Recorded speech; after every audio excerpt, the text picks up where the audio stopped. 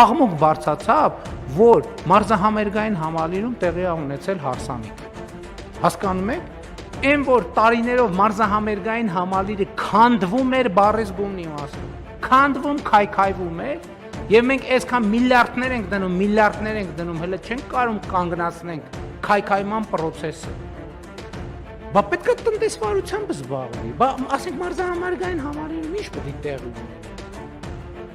Ինչ պետք է տեղի ունենա, համերգ տեղի ունենա, համերգ, այն որ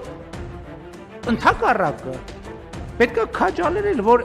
այսօր Հայաստանից ու դրա մասին ոչ մեկ չի խոսում։ Հարյուրավոր ընտանիքներ գնում են Դուբայում հարսանիք են անում, հետ են գալիս։ Իսկ որ ստեղ կարա սննդի համակարգը աշխատի, կարան երաժիշտները հավելյալ գումար ստանան։ Վերջը ենթակա դիզայներները հավելյալ գումար ստանան։ Չգիտեմ, ծառայություններ մատուցողները հավելյալ գումար ստանան, հավելյալ հարկ վճարեն եւ հավելյալ ծախսեր անելու հնարավորություն ունենան։ Չեկեք ձեր չտանք, չմոտենաք համալիրին։